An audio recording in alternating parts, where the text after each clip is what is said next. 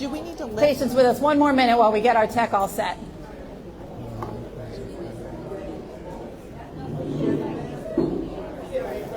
I'm ready. I don't know if Joshua's ready.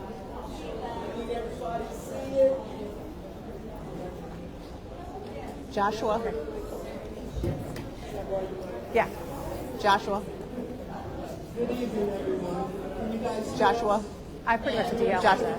What's this for? Tune it. Yeah, but I tune have it like like- no. Hold it like an ice cream cone, or like a not like. Do I use this to answer questions or this? Use this? Yeah. Gotcha. Okay. So I just use this. so we can get started?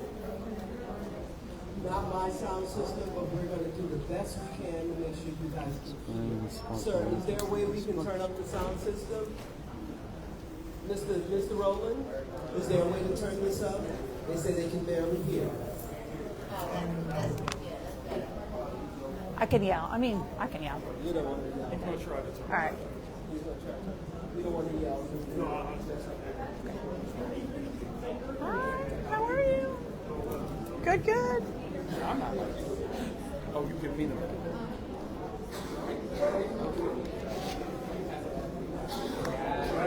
Thank you for doing this. It's way less stressful than I'm the main organizer. Hello. Can you guys hear me? Yes. Is that a little better? I think a little louder would be good if you can. All right. Okay. I think we got to go, right? All right. Hello, everyone. Thank you for joining us tonight for the District 1 Candidate Forum. I'm Kit Slack. I'm the Executive Director of Streetcar Suburbs, which is a Prince George's County-based local news nonprofit. We publish the Laurel Independent, which goes to 30,000.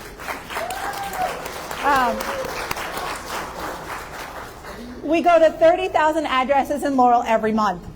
We also publish the local news website, laurelindependent.com, and newspapers and local news websites for Hyattsville and College Park.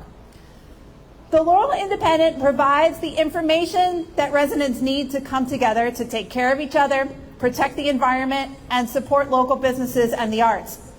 The Laurel Independent celebrates our communities and what we do together. It is where shared facts about a shared place allow us to disagree without disconnecting and ultimately to govern our own communities together. Tonight's forum is part of that mission. I'd like to thank the Laurel residents who are the reason Laurel has local news, including too many of you here tonight to name individually.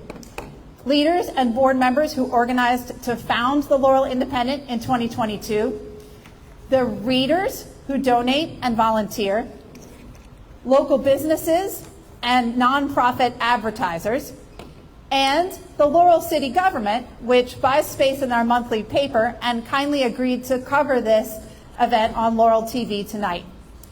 We also need to thank our county council members. They have supported our local news organization with grants that have helped us pilot Spanish language content and to deliver our newspapers to addresses outside our municipalities. Right now, some critical funding for the Laurel Independent is threatened, and it is not clear that the city is still committed to mailing information to every Laurel door. Residents who want to support local news, please reach out to your Laurel City Council members and the Mayor's office to encourage continued support for wide distribution of local news and information. And now on to tonight's forum. I'd like to turn it over to the managing editor of the Laurel Independent, Joshua Garner. Thanks, Joshua, for organizing this event and for all the work you do every day to keep Laurel residents informed and connected.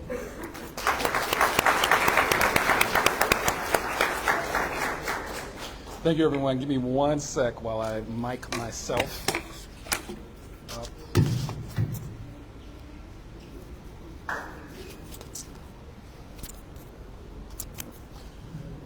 All right, how's everyone doing tonight?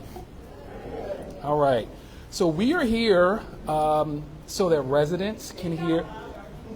Sorry, I have a low tone. We are here so residents can hear directly from the candidates that are seeking to represent District 1 on the Prince George's County Council. But before that, we just want to give a thank you. We are especially grateful to the Laurel Boys and Girls Club for hosting the event tonight. They were the... We searched far and wide for a venue that would host this event, and the Laurel Boys and Girls Club were the only ones that were available. So definitely thank you to the Laurel Boys and Girls Club. Also, we want to thank Laurel TV for filming this event tonight, for everyone who helped spread the word about this event. This event is also streaming live on the Laurel Independent Facebook page. So everyone watching via that live stream, we want to thank you for that. For those who don't know, District 1 includes Laurel, South Laurel, West Laurel, Beltsville, communities in Adelphi, Calverton, Montpelier, and North College Park.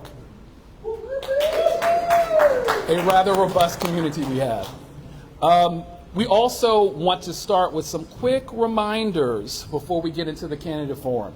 This is for you all in the audience. Please silence your phones. This is like a movie theater, right? Silence your phones. Please be respectful of all candidates and audience members. We ask that there are no interruptions during candidate responses. Audience members will have an opportunity to speak later in the program. There would be no program tonight if it were not for our three candidates. We would like to introduce Michelle García. Thank you.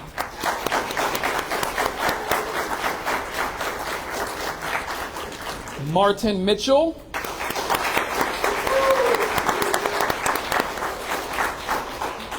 And Darwin Romero. Tonight's event will follow a moderated Q&A format. This is not supposed to be a heated debate, so please keep yourselves contained.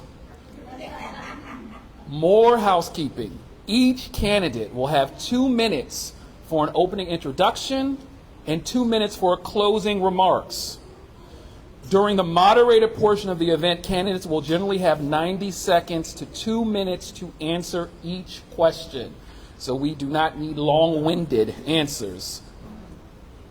We will also, again, thank you. We will also, again, leave time for you all to ask questions, as well as those who submitted questions via the, emailed them to us prior to tonight's event. So, without further ado, we're going to start with introductions. And first up is Michelle García. Thank you.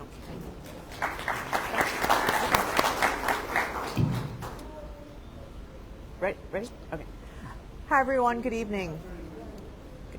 Project Good evening. louder. It's not on. Good It's not evening. on. Turn the other one.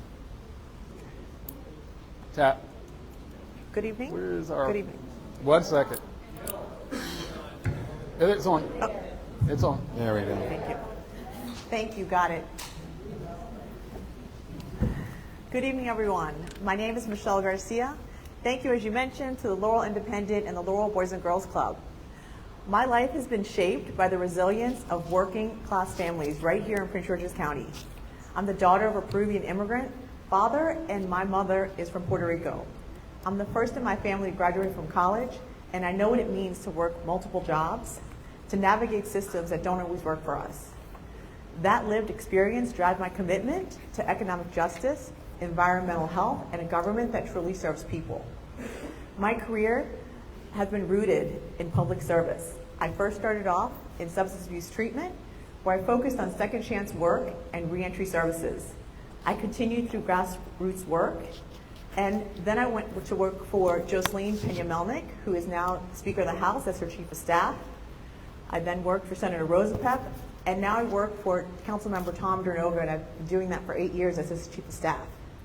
I'm proud to be the only candidate in this race who is successfully qualified for public financing. That means I don't take any money from PACs, businesses, developers, or labor. I'm honored to be endorsed by the AFL-CIO, Progressive Maryland, CASA in Action, and Sierra Club. They trust my record and results, and they share this vision. I'm running to protect community health, support responsible and sustainable development, invest equitably in our schools. strengthen transparency and accountability in government. Our county needs leadership that understands our families, protects our environment, and makes decisions for the long-term future in mind. That's why I'm running to be your next council member for District 1.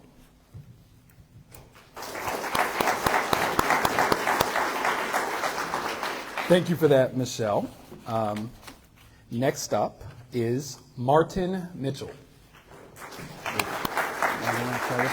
This one? You can try this one. Try this one. Oops. Sorry. It's all good. Appreciate One, it. two. Okay. Greetings, everyone. It's great to see so many familiar faces and some new ones in the crowd. I'm here today, this evening, to tell you a little bit about myself. If we've never met, my name is Martin Mitchell, and I am a native of Prince George's County. And so Laurel has raised me.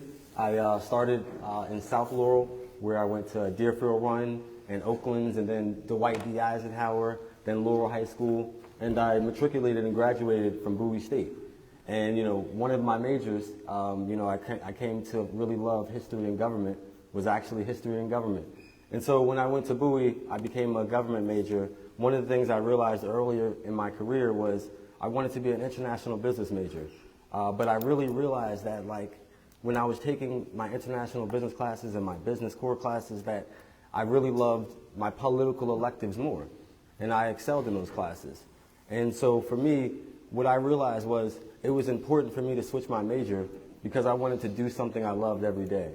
And so for me, I initially wanted to be an urban planner, a city planner. But while at Bowie State, I had a professor who was teaching me a lesson in ethics. And the biggest question that he asked me was, if you have the capacity to run, why don't you? And I said back to him, most sane people don't get involved in politics because they understand that politics is corrupt, right? You normally don't hear your politicians say that. But what I will say is that you need good, honest actors in politics. And so he reminded me that even though politics might be corrupt, if you have the capacity to lead and choose not to lead, don't be upset when you're led by a lesser person. And so, I have done that for the city of Laurel, for Prince George's County, and I hope to talk to you more about my impact that I've made. Thank you.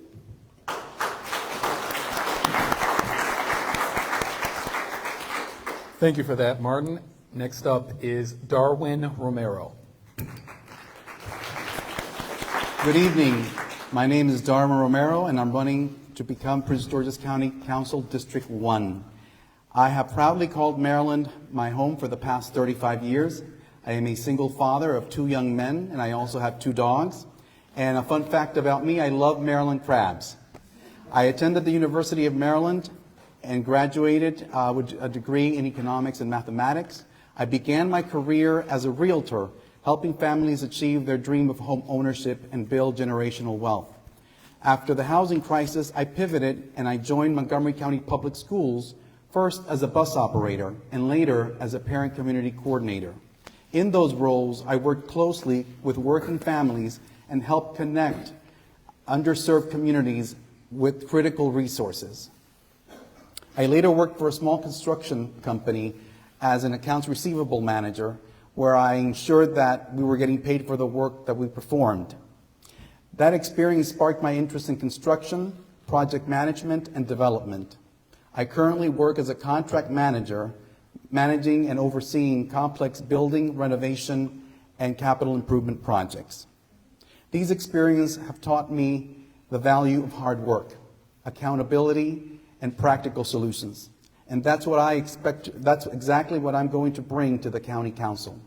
I am originally from El Salvador, fluent in Spanish, and ready to get to work for every single resident in our community.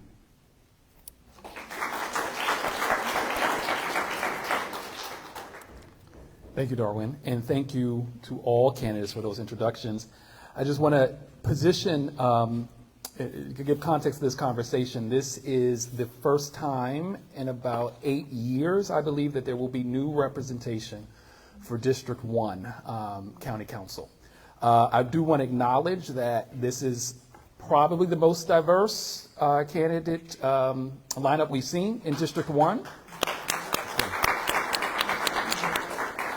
no matter who is elected in November, you all will be trailblazers in terms of your gender, your ethnicity, your immigration history. This is a history-breaking forum or candidacy. So just want to acknowledge that for all candidates. We're going to start our first topic on education and youth issues. Prince George's County has invested heavily in education, but many District 1 communities still face overcrowded schools and aging facilities. What specific steps will you take to improve schools throughout the district? Darwin, I'm going to start with you.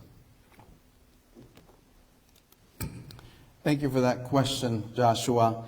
So one of the things that I will make sure is that schools have adequate funding to provide a 21st century world-class education to all our students, and that we continue to invest in building schools and have the tools, technology, and resources that will prepare our students for college and the workforce.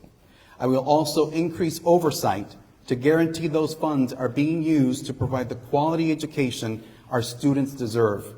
I will also make sure we invest in after-school programs, tutoring programs, sports programs, and extracurricular activities for our students.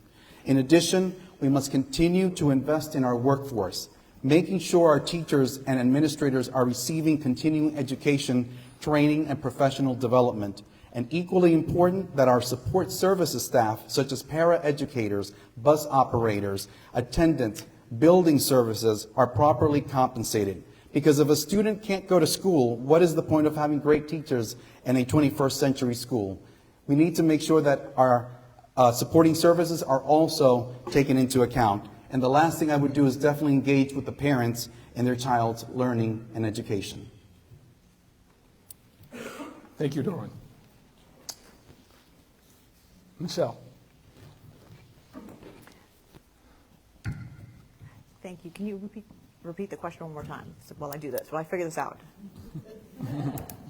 Prince George's County has invested heavily in education, but many District 1 communities still face overcrowded schools and aging facilities. What specific steps? It's the AC. Thank you. I got it. Thank you. So since 2015, Prince George's County has invested in building about 20 schools. But the progress is very slow. And it's important that we have someone who has a good partnership with the school system, because ultimately what happens to the money is decided by the school board. I'm proud to say that I've endorsed Tiffany Anderful, the current school board member for this area, and also 2 past school board members. My sister, who works at Laurel High School, I hear from her every day what's going on. Laurel High School is slightly overcrowded. It's about 13% overcrowded, and Oakland Elementary School is about 17% overcrowded. But while you ask about the overcrowding, it's important to know that those 2 schools in the next 5 years will no longer be overcrowded. And we have the Northern Area High School that's going to be built in Adelphi that will have some of the relief taken off of High Point High School that is severely overcrowded. So that'll happen in the next few years, and the way we can tackle it is to make sure that we have someone in office who has a good partnership with people on the school board, understands the budget, and can make sure and have a record of proven results to get things done. And I look forward to doing that. Thank you, Michelle. Mark. I appreciate it. As I mentioned earlier, I had the pleasure of going to Prince George's County Public Schools since, first grade, and it's been a great experience. Most recently, I went back to do a career day at my very first elementary school, Oakland's Elementary School, and I asked the students, if you guys were making decisions for a day, what would you want to improve in your school? And one of the things that they talked about was, I would love to be able to drink from the water fountain. If any of you have been in Prince George's County Public Schools, especially since COVID, a lot of the water fountains are taped up and they're giving them bottled water. So for me, being a resident and also having went to Prince George's County Public Schools, I only graduated from Laurel High School in 2008. So my thought was, if the pipes we found out during COVID, after doing long inspections, that the pipes aren't good now. They probably weren't good for me then. Me, the residents, the teachers, I can personally say that my mom was a long-term substitute teacher. And many times I helped her, support her students with science projects. And the question that I ask is, why isn't the county paying for this? Why doesn't the county have money for this? But at the end of the day, I took it upon myself to step up, even when I saw that the county wasn't. Right here in this very parking lot, we have a back-to-school event every year that supports students and supports staff members. Every May, we do Teacher Appreciation Days across the district. There's no office title behind me. There's no corporate budget. It is community grinding and getting out and meeting everybody in the community. Most of the principals can say that I have a working relationship with them. And this was something that I had developed over years. And so it wasn't because I decided to run for office, but it was because I wanted to better understand my community. And when it comes to overcrowding, I think we have to make sure that developers pay their fair share on infrastructure. As a city council member, one of the questions that I always asked was, we want to build these new developments, and I voted no on a lot of them. We wanted to build these new developments, but are we concerned about where the kids are going to go to school? Are we concerned about the community that already exists here? And so being mindful of that, I think that there's a lot we can do here. Thank you.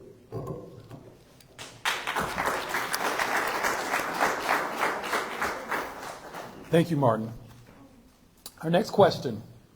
Public safety remains a top concern for many residents. Prince George's County continues to increase funding for police, fire EMS, and youth violence prevention. Do you think more funding is needed for county police? And what public safety strategies do you believe are most important in District 1? I'm going to start with Martin.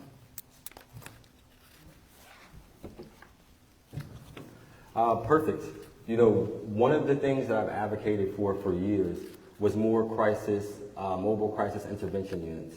When I was just a member of the Prince George's County Young Democrats, I mobilized different municipalities across Prince George's County. Nobody knows we have 27.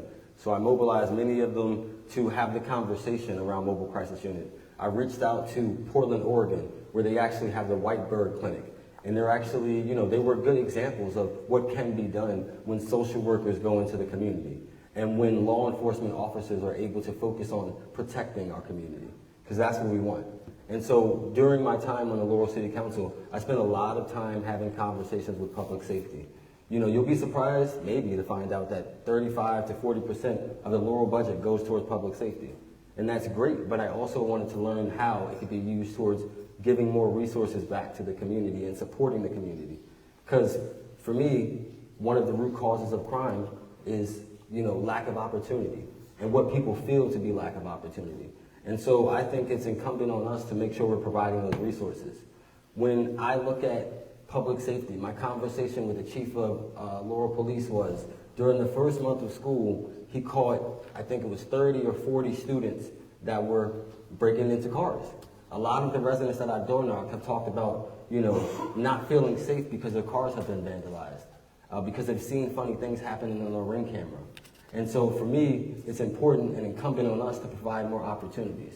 We shouldn't just look at the teenagers as, someone that we can't trust and throw away.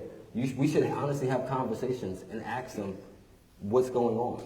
Are there other needs? Because sometimes it's much deeper than that. And so, I've met many homeless students every day who are fighting for their self and their community, but they don't feel supported. And so, I think that, public safety should be holistic and community-centered. Thank you, Martin.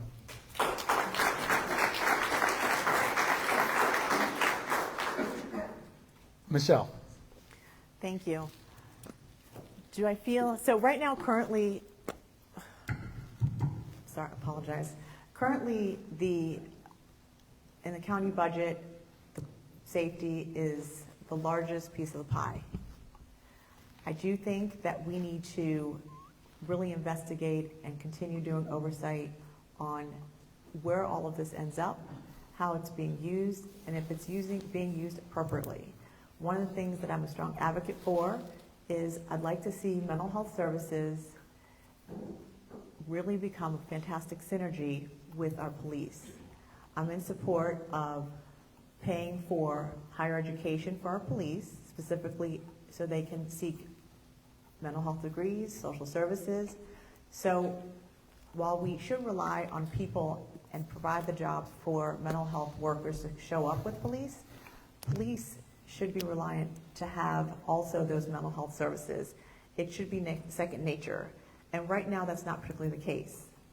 In Prince George's County, we face real problems with youth violence. But the solution isn't more surveillance or incarceration. It's more opportunities.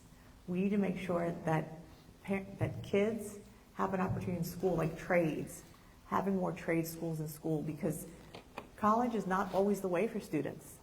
It's not. And the more we try to force that, it's not right.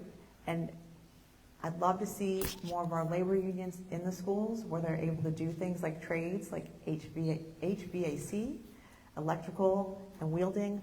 All of that's in high demand. And also, we need to introduce AI and cybersecurity, so that can be a trade that kids can be learning in school instead of getting, because if they're busy, they're not getting in trouble. They're not trying to skip school. They want to be in schools. So all of those reasons, and also for this, the Laurel Boys and Girls Club. I mean, I know in the county council, that is, in District 1, that's a line item we fight for, because we want to make sure places like this are You're at available. time. Thank you. Thank you. And Darwin, in case you need it, I'm going to re-ask the question, okay? Public safety remains a top concern for many residents. Prince George's County continues to increase funding for police, fire, EMS, and youth violence prevention. Do you think more funding is needed for police, and what public safety strategies do you believe are most important for District 1? Thank you. Thank you for that question. Recently, I actually took a poll of some of my neighbors to see what are the main issues with public safety. If it was auto theft or auto break-ins, home break-ins, juvenile delinquency, and others. And the majority actually said it was auto thefts or auto break-ins. A lot of cars have been broken into, windows have been broken. But we have to really use smarter strategies to be able to feel, protected. We must employ smarter strategies, stronger communities, and real accountability by investing in smarter, more effective policing, where we focus resources on high crime areas using data. So we have to have our police officers where we know that there's a lot of crime, increase patrol visibility. We have to invest in technology, cameras and license plate readers. We also have to invest in building community policing and trust. So this can be accomplished by assigning officers to consistent neighborhoods where they build relationships with residents, businesses, and the youth, and as well as strengthening civilian oversight and transparency. We can also support schools and neighborhood-based programs that provide wraparound services such as mentorship, mental health services, and safe spaces for youth to grow and lead. That is how we build safer communities, not just by reacting to crime, but by empowering the next generation to prevent it. Thank you, Darwin.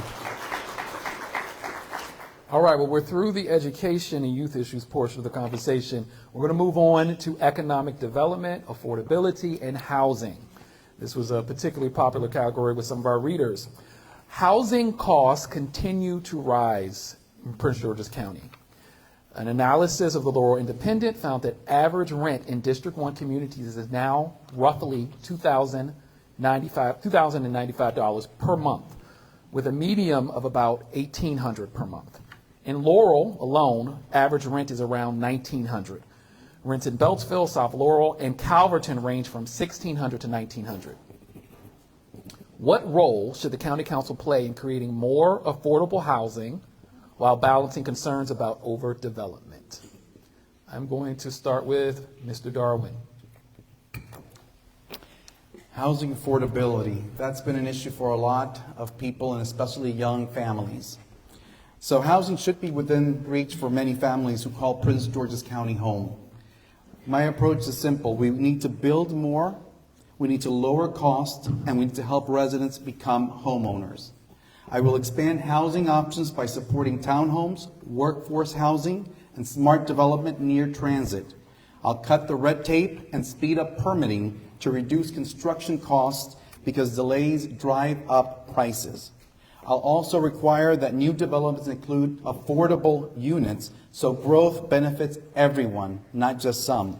And for first-time home buyers, I'll invest in down payment assistance program and closing cost assistance program so more families can get in the door. That's what we need to do to be able to allow and give that opportunity to new families to become homeowners.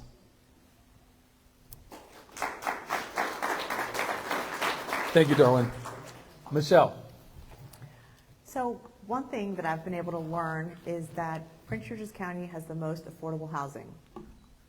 And it hasn't always been effective in attracting transit-oriented development, but that is changing. One thing that we see is we have the Conterra area, which is close to Laurel.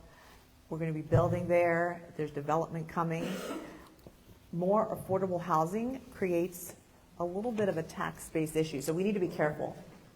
So when we create affordable housing, we want to make sure that it's specifically near transit and that we are being equitable in taking care of that, because we don't want people who are people of color, who are in a lower income bracket, feeling the weight of their affordable housing. We want to make sure that we have great jobs to balance out the pressure on residential taxes. So what we really need jobs in District 1 so that there's a balance.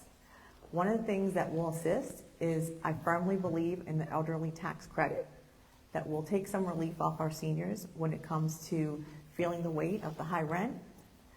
Also, for example, Selborne House, right here in Laurel City, has recently changing in a direction where it will be an affordable housing project, and that's new. So I've been able to work on that and be in the front room conversations to ensure how we can get things like that over the finish line. Thank you, Michelle. Martin. I appreciate it. So when it comes to, housing affordability and rent prices, one of the things I can say is I've been on the front line. And so when it came to during COVID, when we saw double-digit rent increases, I can tell you that there were several properties, 11th Street, on Main Street, throughout Old Town Laurel that I directly worked with Councilmember Denoga's office, CASA, other stakeholders. For the most part, I remember getting called in about the issue. But for one thing I know is I never left. I showed up every day to help those residents advocate, to make sure that they got ARPA funding, to work with the landlord to make him whole. But we negotiated because double-digit rent hikes were unacceptable, especially during COVID, especially during Christmas. And so I remember talking to my council colleague, and he said, we can give them ARPA money for a year, but what are they going to do in the long term? They still might not be able to continue to afford living in Laurel and age in place. And so I said, well, that's great. At the end of the day, we have this money from the federal government to bolster and to support the residents. So at this point, let's figure out something, and we can come up with a policy long-term to try to help them out. So we developed the Anti-Homelessness Displacement Act. It didn't pass here in Laurel, but it did start the fight in Prince George's County. I could tell you when it came towards Prince George's County and when it came to advocating, there was a lot of District 1 residents. Not because of just the high rent hikes, but because we brought our community with us. We door knocked, we got petitions. And after a while, the county caught on. And so, I'm very proud of that. But one of the things I've been doing over the last 2 years is not just making sure that rents are affordable, but making sure we figure out how to provide missing middle housing that doesn't exist here. I know me as a young professional, I would love to be able to buy my first home. And so with this cottage community proposal, pilot program, I think will be a good direction, at least to examine that. Thank you.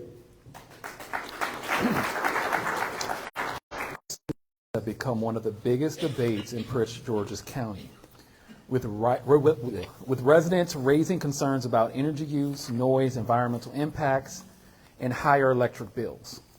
There are several data centers In District 1, some are planned. One proposed data center would be roughly 150,000 square feet and produce 30 megawatts of potential electrical capacity. That is roughly enough to power 30,000 homes simultaneously. Do you support the development of more data centers in the county and in District 1? And what would you do, and what rules would you put in place to limit data centers? I'll start with Michelle. Thank you. So I'd just love to find out how many people here would love a data center? You would love a data center? Okay. Well, I think it's important to have rich discussions about this, because one thing I am in favor of, I'm in favor of union jobs and I'm in favor of investment. But we need to be really clear that they pose environmental risks. We need to have that conversation. It needs to be upfront. So we had a commission, a task force, the qualified data center task force, and it laid out 9 steps in order for us to be successful and accommodating and making sure our residents felt heard and that data centers weren't taking over. And those 9 steps, they've been put in a book, and that's pretty much what's been done. So we need to ensure that we need to hold the county, their feet to the fire, to make sure those get adhered to, people are educated in them, so that we understand what exactly we're getting ourselves into. Because while I'm about jobs, definitely about jobs, I'm not about destroying our environment. And we do not have the water infrastructure to support data centers, at least not right now. So while I'd love to see us have something productive and something that's going to support us and bring a job to this area, I want to make sure it's not at the risk of damaging your peace of mind and our community, and making sure that we have sustainable growth while protecting the environment. Thank you, Michelle. Martin. I appreciate that question. That's the hottest button issue, of 2026, data centers. And so I could say that I personally have talked to many different labor unions that are directly involved with the construction of data centers. And, all why I'm a friend of labor, I told them, flat out, I don't support the development of data centers. I support the moratorium that we have that's going to be lifted April 30th. And so with that being said, when we hear union jobs, we hear, I'm okay with it if the union wants these jobs to come. And I understand that, because I want to bolster the community in many different ways. But I also think compromising our health and moving quickly for a quick buck isn't the way to go about it.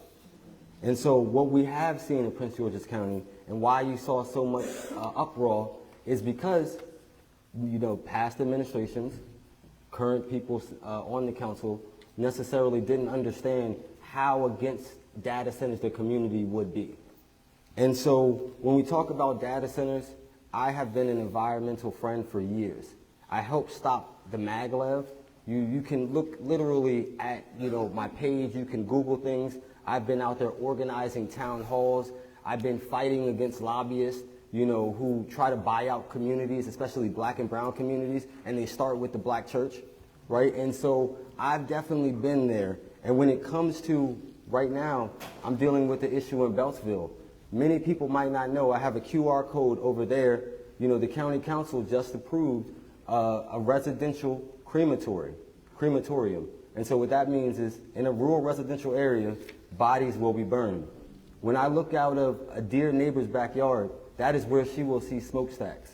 But most of you don't know, because we're so worried about data centers. So when it comes to the hyper-local issue, my question is, and I put to the Sierra Club, are we going to back up our local community and those dues-paying members when it comes to supporting our environment, not just on the sexy issues?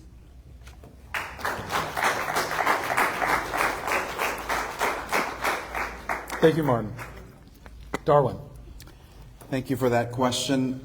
My response is pretty quick and easy. I oppose, at this time, data centers being built in Prince George's County. We need a more thorough understanding of the long-term impact of data centers, particularly on energy demand environmental sustainability, public health, and cost to residents before moving forward with any large-scale expansion. What's been happening in government is that we've been reacting to all these issues that they themselves have created to a certain extent. I will be a proactive council member in your community, and I will first research and investigate and inform myself and inform you of the impacts of anything that's being proposed in District 1. So at this moment, I do oppose data centers being built in Prince George's County for those reasons I mentioned. Thank you, Darwin. Some residents are concerned that large-scale projects like Conterra could strain roads, schools, emergency services, and the power grid. How should the county balance economic growth with quality of life for existing residents? Let's start with Martin. So today, I was talking to a group of realtors, and they're in the community every day, selling homes, helping people, get into homes. And one of the things that we really talked about was improving the quality of life, improves property values. And so we want to make sure that we're investing in our community. We want to make sure that developers pay their fair share. In this county, that developers come to us with the plan. I would love if we were proactive and we were coming to developers with how we want to develop our community, with community input. Like, hey, this is what I envision, this is what the community envisioned. Can I get you to buy into this? Not us compromising and figuring it out down the line. And so, I think that we should continue to invest in our public infrastructure. I've seen a lot of potholes all around. And I know for me, that's one of the things that I want to improve, because I want to get no more flat tires. I want no more alignments, right? And so I want to show love to every area of the district. I feel for too long that South Laurel has been the red-headed stepchild of District 23 and District 1. Yes, in some aspects we've had responsive members, but I haven't seen the community care and involvement with District 1 that I need. Because I'm someone that's grown up there, and I'm someone that is in that community every day. I did an anti-violence event in Briarwood and what was considered Laurel Square, but it's now Arden Point. And so directly going in there, working with a management company, working with community stakeholders to make sure we have a gloves up boxing match, guns down, because there is a lot of gun violence that we've heard, right? And so for me, I think it is going to be incumbent to love our community and lead with care. And so I appreciate it. Thank you. Darwin. So Prince George's County is almost 500 square miles, and we need to focus our development efforts on areas that will have the biggest positive impact. Encourage development in areas that are near transit, near current or future development, and I would also propose establishing transit hubs throughout the county that connect our residents quickly, safely, and efficiently, and that have the potential for future development for housing and commercial districts. I would also propose to repurpose, rezone, or sell underutilized properties that the county owns, such as vacant buildings, warehouses, and land. So I support smart development, which means we grow with purpose. We create vibrant communities without pricing residents out. And we can do that by aligning development with affordability from the start, similar to what Martin was mentioning. First, we must focus growth around transit and existing infrastructure, so we reduce congestion, lower cost, and create walkable communities. Second, I support inclusionary zoning, requiring new development to set aside a percentage of units as affordable. Third, we must streamline permitting for projects that include affordable housing, cutting the red tape so we can build faster and more efficiently. Fourth, we should invest in redevelopment of underutilized properties, turning, like I said, vacant buildings and aging shopping centers into mixed income housing and community spaces. Because smart growth isn't just about building more, it's about building communities where everyone can afford to stay and thrive. Thank you, Darwin. Michelle. Thank you. It's interesting because once again, it comes down to jobs. And I'll explain why. Prince George's County, we have 60% of the people in Prince George's County leaving to a job outside Prince George's County. 40% are working within the county. That is totally opposite of every other county in the state of Maryland. So the damage that we're doing to the roads, we need to bring jobs here so people aren't leaving. And also, we have a few projects that we need to see come to fruition. The Green Line. The Green Line needs to be brought up as it's planned, and we need to go through and follow through with that plan. It's supposed to come right up here to Brickyard, coming from DC. That's number one. I'd like to see that come to fruition. The Virginia Manor project is another project which would take the relief off some small roads in Beltsville. So that needs to come to fruition with help and support from the state, because that is going to be a joint effort. The county has the most serious transportation problems. It's the congestion. And as I mentioned, it's the jobs. So we need reliable public transportation in this area, and in the north, we don't have it. We had it many, many years ago, but we've lost it. And that's a discussion that needs to be forth in the front, and we need to talk about our walkable areas. I'm proud to be endorsed by the Amalgamated Transit Union workers because they understand that I understand this problem, and that my plan is to bring what I spoke about. Let's get this out in the open, because I'm sure some of you didn't know about those projects. Let's talk about it so we can make them happen.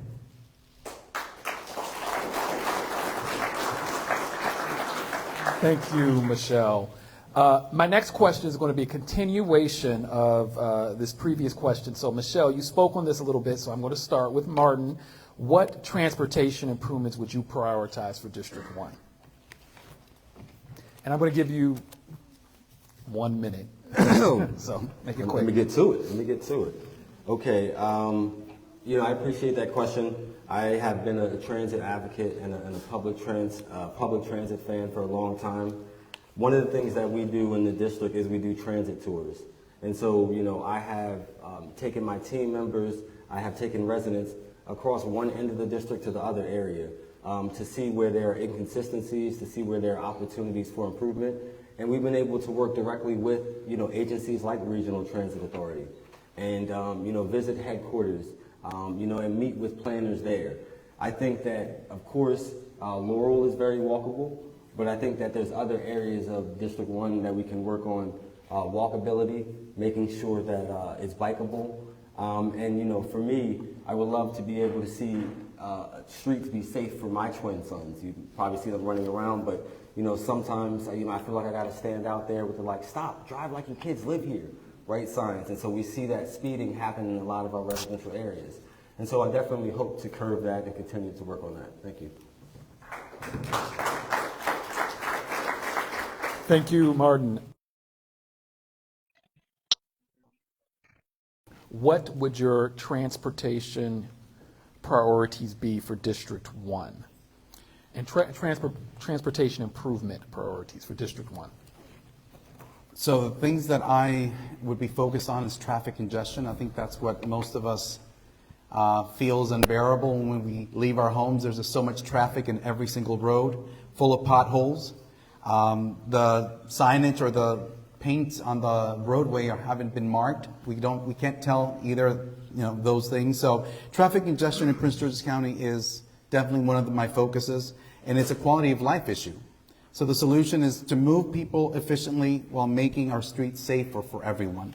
And so one of the things that I would do is invest in faster, more reliable public transit, especially by strengthening the connections between the metro stations in our county and expanding bus service with dedicated lanes and signal priority. When transit is faster than driving, people will choose it. Second, we need first and last mile solutions, safe sidewalks, protected bike lanes, and better lighting so residents can easily and safely get to transit stops without needing a car. And third, I will prioritize complete streets design, ensuring roads are built for pedestrians, cyclists, and drivers alike. That includes raised crosswalks, traffic calming, and clearly marked intersections to reduce accidents. You're at time. Thank you.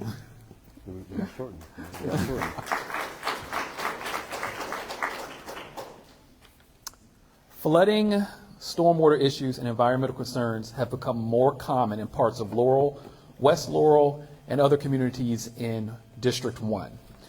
What should the county do better to address flooding, stormwater management, and infrastructure resilience? Michelle. Thank you. So flooding in this area is a serious issue, and it's a growing concern. First and foremost, developers should not be allowed to build on floodplains. I mean, it's really that simple. We need to update our flood maps. Currently, we have outdated flood maps, and that's what we're working off of. And it's allowing developers to bypass and build in areas where our residents are feeling the pain of the flooding. I myself had 3 floods the first year I bought my house. It was ridiculous. So I'd like to streamline the process. Currently in the county, we have 3 agencies, DPW&T, DOE, and DPI. All 3 of them work together to address flooding issues. It's not working. They're passing the buck, they're blaming each other, and it's not getting done fast enough. I think the Department of Environment needs to streamline the process, take it over, and make sure that what we're promising is coming to fruition. And we also need to have a line item to make sure that we're providing support services for those who experience the flooding. Thank you.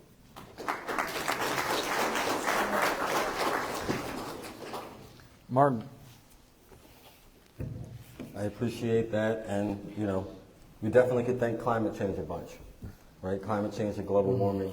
I think that it's a great idea updating the flood maps, and us in District 1, we're very familiar with building in a floodplain when you look at the Patuxent golf course, right? And so a lot of members of the community were against that development happening.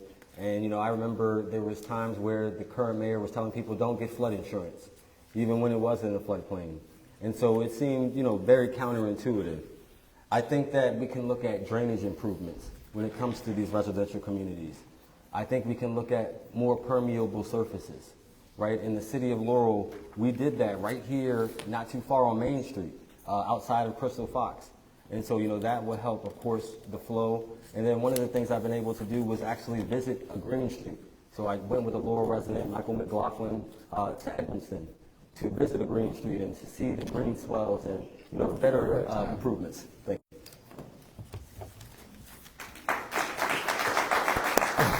Thank you, Martin. Darwin. So in Prince George's County, flooding, unsafe roads, and aging infrastructure are all connected, and we need solutions that address them all together. First, we must invest in modern stormwater systems that reduce flooding before it reaches our streets. That means expanding green infrastructure like rain gardens, permeable pavement that Martin mentioned as well, bioswales to absorb water naturally instead of overwhelming our drains.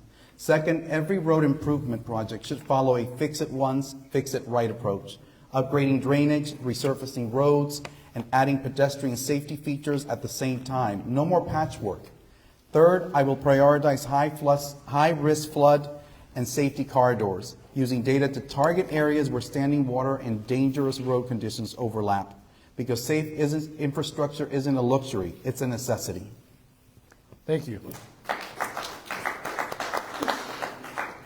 We're going to give 2 minutes per candidate for this question. This one is of particular interest to residents. Utility bills have become a major issue for families across Prince George's County. Maryland leaders have said electric rates have increased roughly 40 to 44% since 2020, while the average monthly electric bill in Maryland is now around $170 to $175. I think that's on a good month for some people. What should the county council do to help residents with rising utility costs? Michelle. Well, first of all, I think we need to be honest about it. I don't think that there's been enough discussion about it where people are able to come and share what exactly is going on. And we need to hold the utility, we need to have the utility companies in the room so that they can explain, but also this particular issue is going to require good partnership with our state, because a lot of this, if not all of this, is decided in the state level. And we need to push back on that. So with regard to utility companies, that's my concern. My concern is that we're not being transparent. Residents are not understanding what's happening. They don't understand where to point the finger. And utility companies are just skirting by. I don't think it's right. I believe in transparency. And when I'm elected, you can guarantee I'll be your voice when it comes to representing you and talking to our state partners. Because I've worked at the state level, and I hope to be a force so they understand what You're you're a going time. through. Thank you.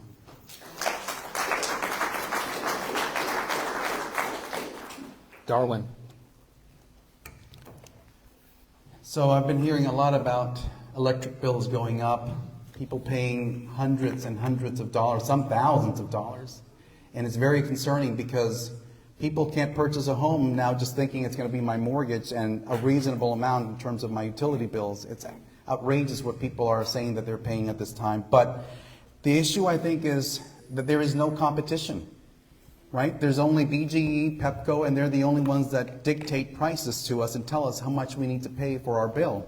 So one of the things that I will do is hold utility companies accountable to the ratepayer. We will investigate and find out what is going on with these utility companies, why they are charging exorbitant amount of money to our residents. A lot of them have not invested. They've asked for more money, but they haven't invested in any infrastructure. And now they're coming back to us saying that they need more money so that they can invest in aging infrastructure that they should have been doing for the last 10 to 15 years, but they have not. So they come back to us and say, hey, I need more money, and increase our Thank rates. you.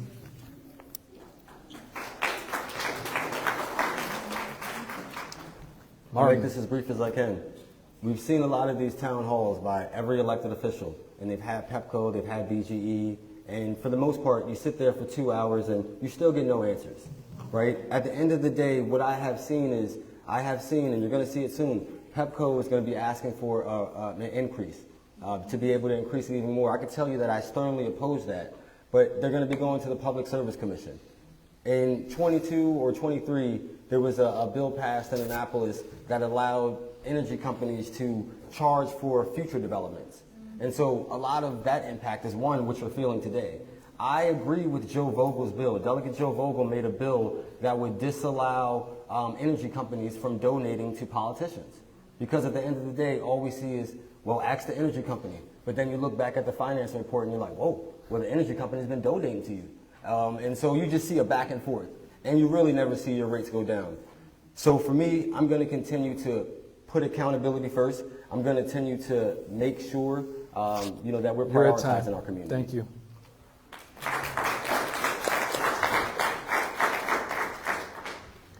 The county is facing budget pressures while still trying to increase spending on schools, transportation, public safety, and health services. If elected, what would be your top priority for District 1, and where would you be willing to cut spending? Martin.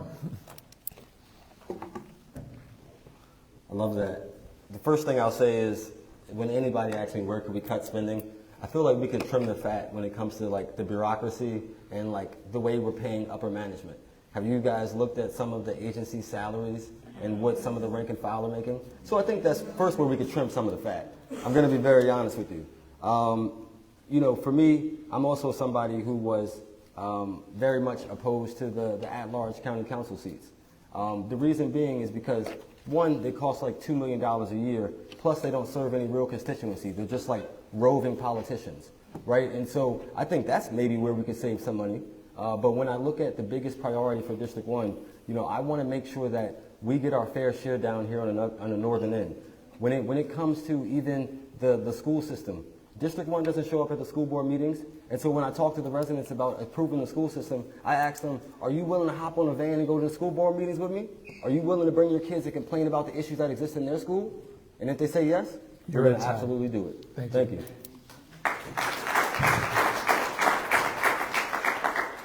Michelle. Thank you. And do you mind just reading the question one more time, please? The county is facing budget pressures while still trying to increase spending on schools, transportation, public safety, and health services. If elected, what would be your top budget priority for District 1, and where would you be willing to cut spending? So my top priority for District 1 is to ensure that one of the oldest high schools in the state, High Point High School, gets built. And then the next high school that needs to be not built, but needs to be remodeled is Laurel High School. So I don't like the question of where we need to cut the fat, because I feel like that suggests that we've done something wrong in that area. What I do like is that under the last administration, we left almost $500,000 on the table that we did not collect. We need to collect on that money, and that's money owed to the county. So that's one thing I'd like to make sure that we take that and get that done. One of the things that I'm happy to see is moving in a direction is the at-large seats. That was actually my idea that I brought to Councilmember Dernoga, because it's money that we don't need, I don't see as useful, and it was a seat that was provided to us and brought to us by the developers to ensure that they got a vote. Thank you. So, thank you. Mr. Darwin. So one of the top priorities for District 1 for me is the school system. We need to improve the quality education for our students, and we need to provide opportunities where our students can excel, where they can grow, and where they can be productive citizens of our community. So I would definitely focus, or continue to focus, on the school system and work directly with the schools in our district, Laurel High School, High Point High School, and all the middle school and elementary schools, to make sure that they are receiving the services that they need. So that's one of the things that I will definitely focus on. And in terms of trimming any sort of fat, I would remove any waste, fraud, and abuse that's happening in the government. We know that there's a lot of fraud, waste, and abuse occurring. It's a bureaucracy, so we need to reduce all of that and trim it down and focus on our residents and focus on our students. Thank you, Darwin. Several of the candidates on the panel have already answered this question, so Darwin, this may be special to you for now. There is proposed legislation currently being considered by the county council that would eliminate at-large positions on the council. Do you support the measure? Why or why not? So right now we have 9 council districts plus 2 at large. That seems like a lot of people in government to me. So I would not support at-large county council members. Thank you. Michelle and Martin, you both have said where you stand on this issue, so unless you want to add anything else, I'm going to move on. If you do, let me know. You do? Yes. All right, I'm going to give you 45 seconds, okay? Remind me of the point one more time? What was the question? Yeah. There's proposed legislation currently being considered by the county council that would eliminate at-large positions on the council. Do you support the measure? Why or why not? I absolutely do not support the measure. I guess you probably heard it a little bit in my sentiment earlier before. One, I think it's a cost-saving effort if we don't support those positions.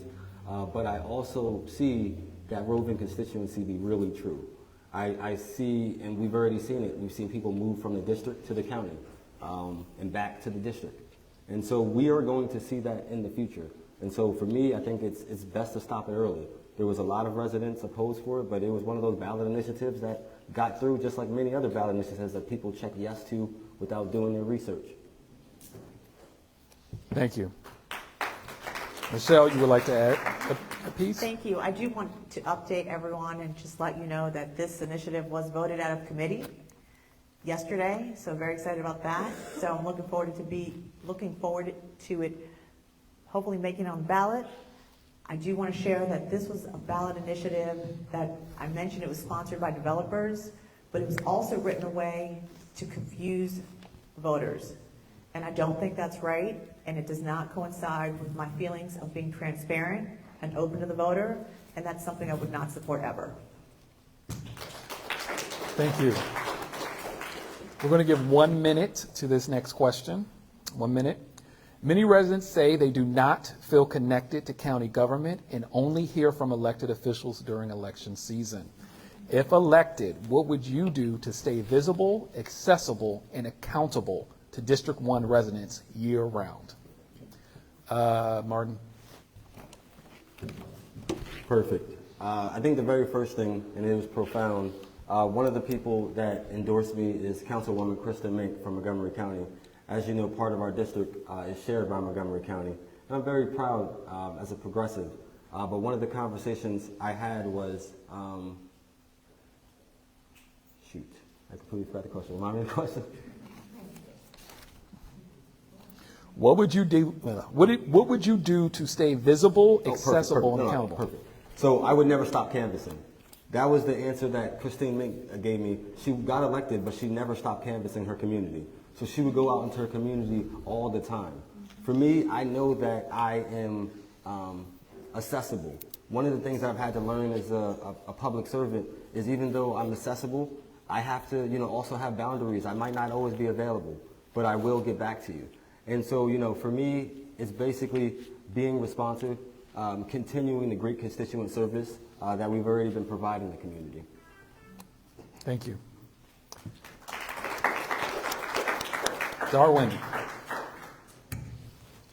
That's actually one of the reasons why I decided to run for county council, because I live in District 1 and I really didn't know who my county council member was. I didn't know the chief of staff who she was either. So I think we need to be more accessible to the residents of District 1. We need to be more in the public where everyone is. So that's one of the reasons why I decided to run. I want to be accessible. I want to be visible. I am in the community and I am a neighbor. So I don't live, somewhere that you can't have access to me or I won't be visible. I plan to be visible. I plan to be accessible, and I plan to be accountable to each of the residents of District 1. One of the things I'd like to do is actually create a sense of community, which I think is missing in Laurel. I don't see that we have a sense of community where we come out to fairs or have festivals or get together. And I think we need to have more of those and really support our residents and support small businesses in the community. Thank you. Michelle. Thank you. One of the things that's, I'm sorry, can you hear me? Okay. I'm fighting this thing today.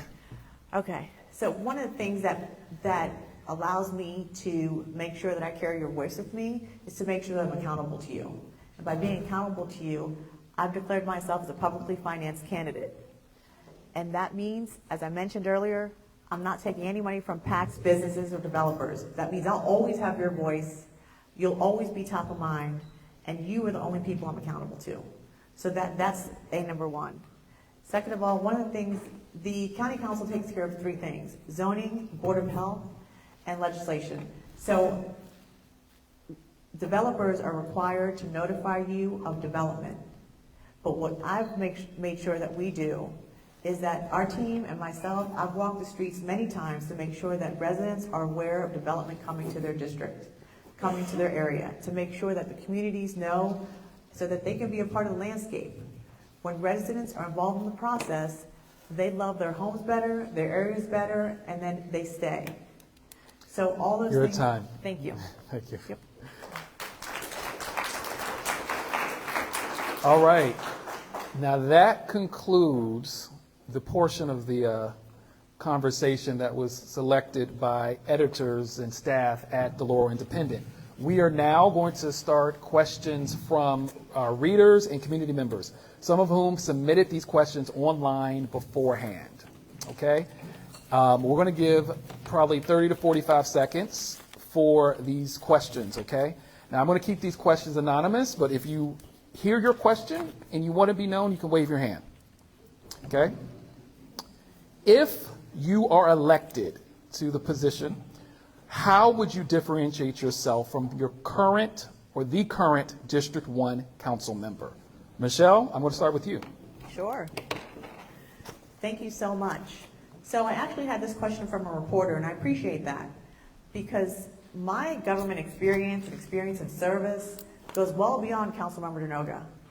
As I mentioned earlier, I was Chief of Staff to Delegate Pena Melnick, also worked with Senator Rosapep, so I know government from the state level to the county level.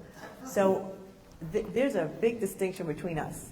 While I'm honored to have served in his office, and he's been the best teacher one could ever have, he certainly did not hire me because I was quiet or I was a wallflower. He wanted my opinions, I was in the room, and I played a part of policy. So I look forward to being an individual and bringing forward ideas and bringing that to fruition that maybe he didn't support, right? You're at time. Thank you.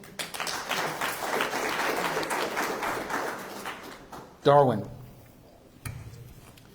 Thank you for that question. So one of the things that would differentiate me is I would be a candidate who is out, or a council member who's out in the public, hearing what your voices and your concerns, hearing what you want changed in your community, and standing up for what you would like to see in District 1. A lot of times these choices and decisions are made behind closed doors and we don't know what's happening. You know, I went to a community development or a development that's happening in my neighborhood. I didn't even know they were actually going to develop 211 townhomes in that area, and none of them are affordable. So there's a lot of things going on in our communities that we don't know about. But one of the things that I would want to do is provide that information to you, give you the information so you can make a decision as to where our community goes and what happens in our District 1. Thank you. One more time, the question? What's the question? How would you differentiate yourself from the current District 1 council member? Well, you know, one, I want to give props to the current council member. I think he's done a great job for constituent service. It's been a pleasure to work with him, you know, over the last decade on many different things. I will say he supported me in past races. This race, not so much. But with that being said, I will continue to be an advocate. Everyone currently on the county council knows that I will come advocate for my community. I come and testify. I don't testify because I'm being paid. A lot of times I'm losing money, you know, but I know that it's important to support these issues. When it comes to development, you know, I think that we do have to be more transparent.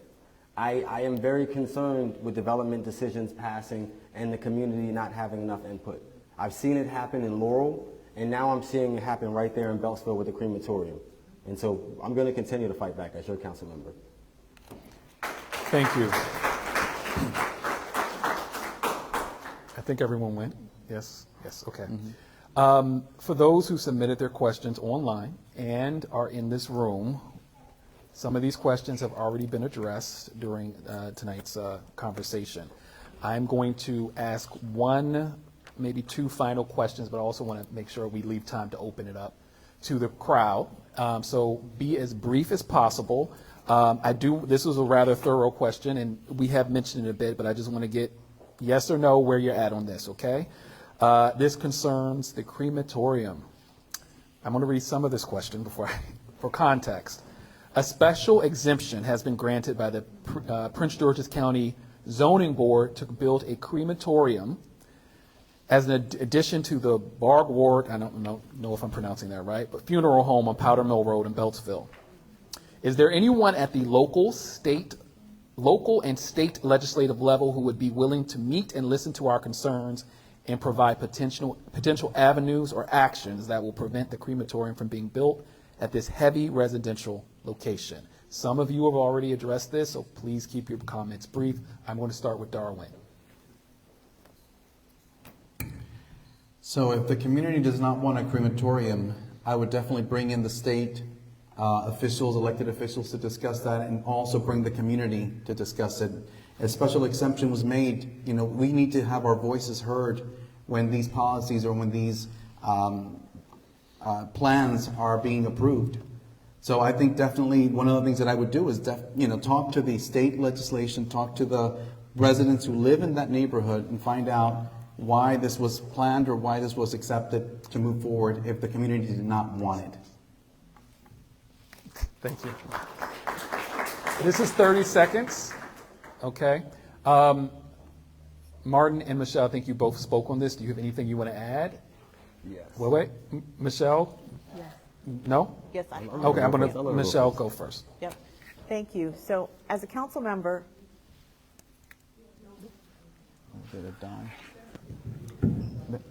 thank you, Martin. As a council member, I would be unable to talk to the community because once something is filed, it's unethical for you to talk to the community. However, as a chief of staff and someone who lives in the neighborhood that this is coming, I made a point to make sure that I circulated the neighborhood not once, not twice, but 3 separate times, doing news articles, doing door-to-door service, making sure I called people. I also sent text messages. We reached out to people 9 different times to make sure that they were aware of this. Unfortunately, only 1 person signed up to oppose it. Your time. Thank you. Martin. So I'll be honest with you, just like many issues I advocate for alongside the community, I didn't know about this issue 2 months ago. It was a handful of residents that reached out to me and said, what is your position? I had to learn about the issue, but then as soon as I learned about the issue, I was vehemently opposed. I'm not opposed to the current business as it exists, but I do believe we should be concerned with the special exception as it stands. You know, a funeral home is one thing in the community, but a commercial crematory is another. And in Beltsville, we already have one in the industrial park where crematoriums belong, not in backyards. Thank you. All right, now we're going to open this up to the audience. We're probably going to go over by about 5 minutes, but we're going to have our mic runner. So if you have a question for the candidates, please raise your hand. We will run the mic to you. Please keep your question short. Candidates, you have about 30 to 45 seconds per question. So we're going to do a mic swap. So I'm going to hand my mic to my colleague here, and Darwin, you're going to hand me your mic if I need to say something, okay? So we're going to start. You've been standing there for a while, so do you want to say something? All right. Hi,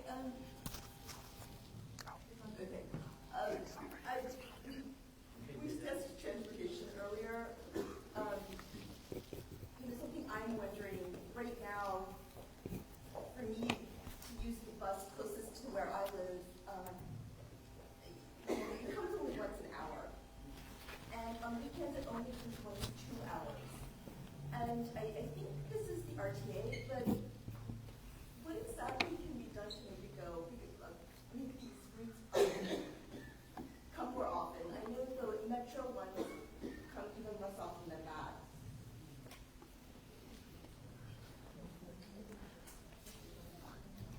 There you go. I'm going to repeat the question for those listening on the live stream. It's essentially a transportation question about the frequency of certain bus routes in the county and what can be done to increase the frequency. Now, and we're going to start with Martin. So when we look at the bus, one of the things I didn't mention earlier was, you know, I would love to see free buses in Prince George's County. I think that that's going to be big, and it's going to provide a lot of people mobility and transit. When it comes to you know, wait times and extending the bus routes, I believe that we need to, you know, continue to prioritize investing in public transit and continue to be a good partner with public transit. I know that, you know, some of our neighbors in Howard County that are still serviced by RTA, they suffer smaller wait times, like 30 minutes.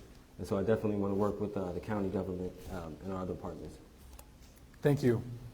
Darwin, 30 seconds. So one of the things that I would do with transportation is definitely look at where we need to add more routes and add more stops. I think we're lacking in this county in public transportation. We're complaining about seeing so many cars on the road. We're complaining about potholes, but we're not fixing the problem, which is increasing or putting more public transportation that is more efficient, that is quicker, that is faster. And if we're not doing that, people are always going to be driving. So one of the things I would do is look at putting new routes and putting new stops where it's needed. Your time. Thank you. Michelle. Thank you. Again, it comes down to jobs. The jobs are here. People aren't driving out. They're taking public transportation. We just expanded a College Park walkway from College Park to Beltsville. We continue the walkways, we will have public transportation occur. And it's going to take money, and we'll have to see how we can do that. But the jobs are here, the people will stay here, and they will need buses. Thank you. All right. I'm going to do a mic swap. So this young lady here, just, yep, and turn on. And can you give me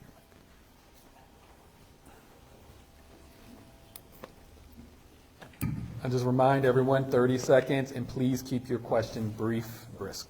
So here in Laurel, we have probably a large townhouse community that is going to be built on one of the last forested areas in Laurel, and that's a tragedy. My question is, what will you bring to the council in terms of environmental protections versus development? I'm going to repeat the question. What will you, as a elected official, do? I'm sorry, I'm trying to remember the last part of the question. Can you repeat that one more time? What will you do to install environmental protections, legislate environmental protections, so that we are not just knocking down all our forests to build more buildings? What environmental protections would you bring? I'm going to start with Michelle. You have 30 seconds. Proud to be endorsed by Sierra Club for this reason. We have a master plan that's been created, was created by the people for the people for their landscape. The master plan is not being held to the standard that it should. Developers have been able to come in and move things around a little bit.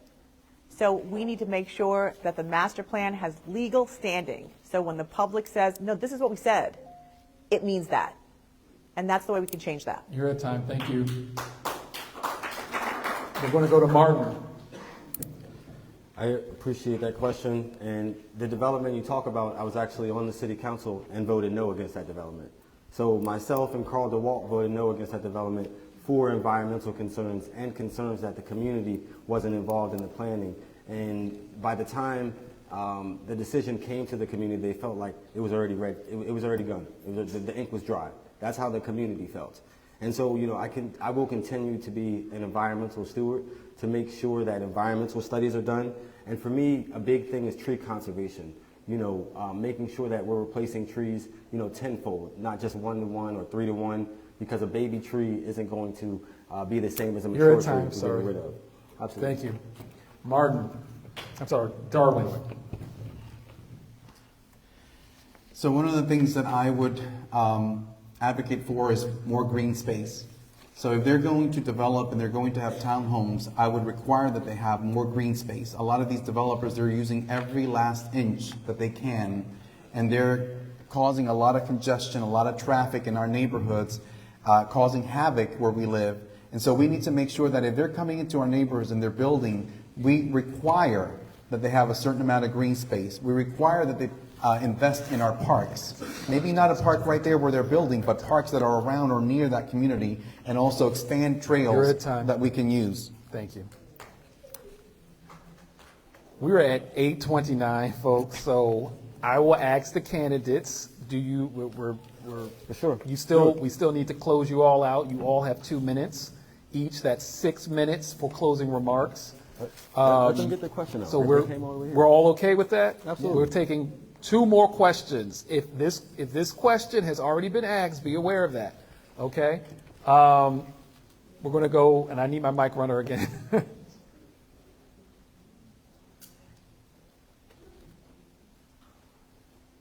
So again, you will have 30 seconds to answer the question, and those asking the questions, please keep them brief. This young lady in the chair. Hi, good evening. My name is Georgina Highfield, and I guess I come out a lot in Laurel to speak about 2 important things to me, which is rent stabilization and home affordability. And just recently I had another conversation about it with how it's been increasing in Laurel. I do feel the pain because I'm a homeowner here in Laurel, but at the same time, Laurel had the opportunity to become the first in now, well, to have rent stabilization. We put everything together, and our council members didn't vote on it. Actually, Mount Rainier mayor reached out to Marty and got everything that he put together, and they became the first in Prince George's County for rent stabilization that far exceeds what's offered at the county side. So it offers more protection, and every time I bring it up with the city of Laurel, they say we're waiting on the county. The county is not doing enough. I've met Krista Ariana. I worked a lot with her, and went to Costa meetings to get even our current rent stabilization across the finish line. So I really want to know, as far as this, as far as you guys, what y'all are doing for rent stabilization, because what passed is not enough, and we all know that. And now with economics even being tighter, it's even more of an issue to pay your mortgage, to pay your rent. And when your rent is going up $400 or $500, and you're getting, calls of people being put out of their homes, what, from a county perspective, are y'all planning to do? You say let's do more jobs, let's do this, but what are we going to be doing about people paying excessive rent? Okay, so we did discuss that in an earlier question, and I'm repeating this for the live stream. Please keep your remarks brief. I know we already went over this, but essentially the question is, what are you going to do to stabilize rents in the county and District 1? Thank you. We're still on temporary, right? No. And I will start with Michelle. We need more money in the Housing Investment Trust Fund. Done. Martin. Okay, she's definitely right about the funding. We saw during COVID, a lot of people were able to apply for that emergency funding. I think that there were a lot of people left out. I was on the rent stabilization task force for the county, to come up with the permanent legislation. There were a lot of compromises. We had landlords and developers at the table. I think that there's a lot of people left out because of seniors. There's so many seniors who are left out, senior buildings. And so I think that should be a big focus. Thank you. Darwin. So one of the things that I would do is partner with nonprofits and community organizations that assist and help our seniors. I would look for grants and look to see how we can actually help our seniors who are struggling and having a very difficult time paying for rent, paying for mortgage, paying their utilities. I would also talk to the utility companies. They offer service. They offer assistance to those who are struggling or having difficult meeting that payment. So WSSC, BGE, PEPCO, I would definitely talk to them as well and assist our seniors so that they're able to live in the homes that they have built for the last 30 years in this community.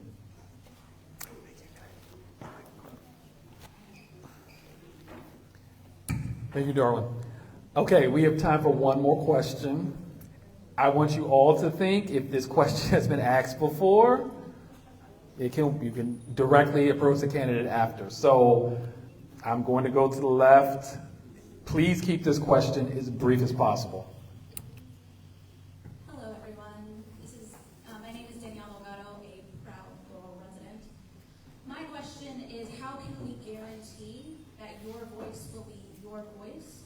That is not any other voice, no developers, but also importantly not discussed is your voice is not AI.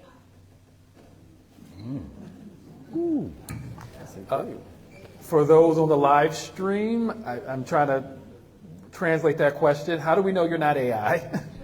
How do we know your voice is not AI? I'm going to start with Darwin, and let me know if you understand that question. Sure. All my responses are my responses. So everything I tell you is coming from me and no one else. I'm also doing public financing, which means I am not beholden to any political action groups. I'm not beholden to any wealthy elites or any private companies.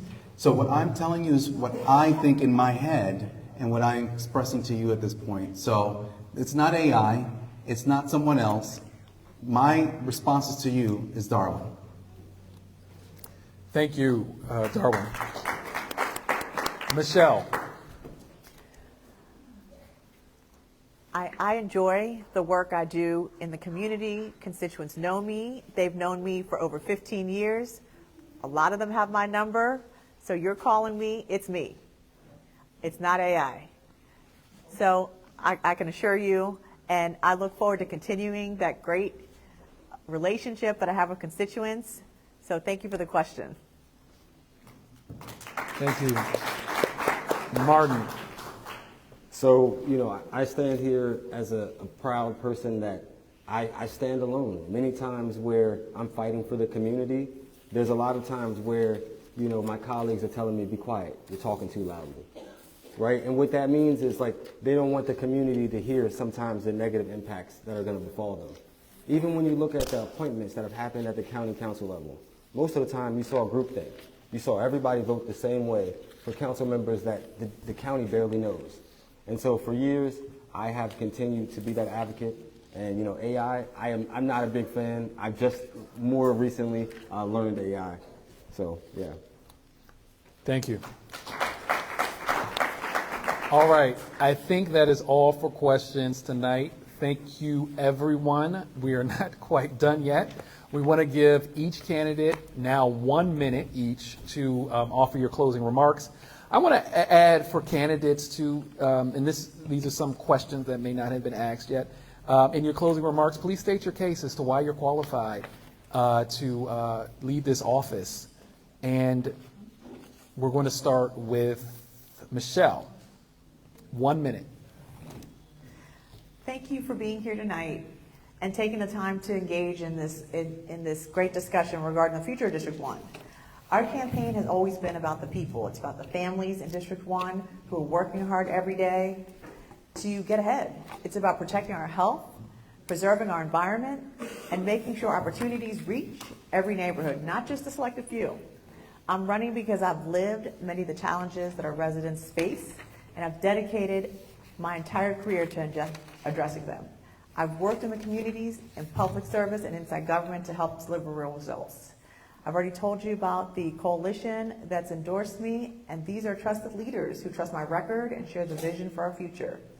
This election is about the kind of leadership that we want moving forward. Leadership that listens, that can deliver results, that is accountable and puts people first. I'm ready to lead with integrity, to show up, to fight for you every single day, and I'd be honored to earn your vote as the next council member for District 1. Thank you.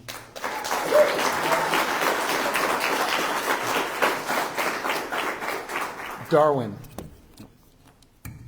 Thank you. Good evening, and thank you everyone for coming out and being here to learn about my vision for District 1. I'm running because I want to make a real and lasting difference. Over the past 30 years, District 1 has grown and changed in many ways. It deserves leadership that reflects that growth and understands where we are today and where we can go. I believe in a future where our community is the best place to live, work, and play, not just for a few, but for everyone. The question before you is simple. Who has the leadership, the judgment, and the commitment to guide District 1 forward? Who will make thoughtful decisions rooted in our values? Who will take a proactive approach instead of reacting to problems after the fact? Who will stand up for residents, protect our seniors, and stay connected to the community long after the campaign is over? I believe I am that candidate. I bring the experience, the perspective, and the practical understanding needed to attract the right development, the right businesses, and the right services that will strengthen and uplift our community.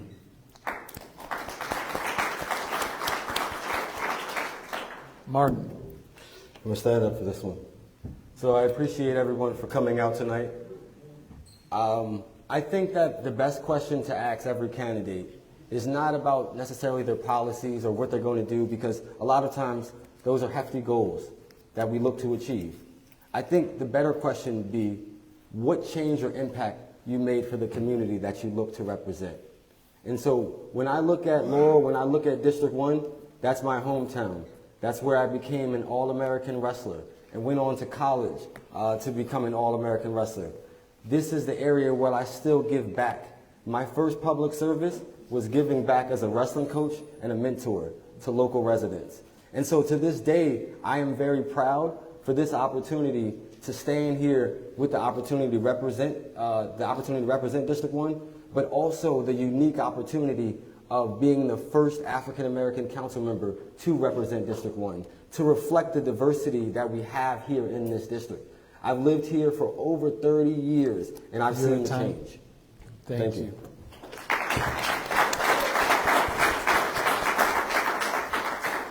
Well, folks, we did it. We got through it. I want to thank all candidates. Please give them a round of applause. Michelle García, Martin Mitchell, and Darwin Romero. Lastly, I want to remind all residents to register and vote in the primary election on June 23rd. Remember, the primary election often determines who will win the general election on Tuesday, November 3rd. A special thanks, again, to our host, the Laurel Boys and Girls Club, and a tremendous thanks to the folks I probably could not have done this event without, which is the staff of the Laurel Independent and Streetcar Suburbs Publishing. Most of them are here tonight as volunteers, so no one's getting paid. So we want to definitely thank those. I guess we're getting paid in pizza. So Save the Independent. Save the Independent. There's cookies too. Yes, there's cookies. As always, you can stay up to date with all things Laurel at thelaurelindependent.com and follow us on Instagram and Facebook. Thank you, everybody, for being here tonight. It's a wrap. Thank you, candidates, once again. Thanks, everyone. Peace out, District 1. All right. It's good seeing you Yes, again. likewise. All right. Good meeting you again, Michelle. Thank you. Sure.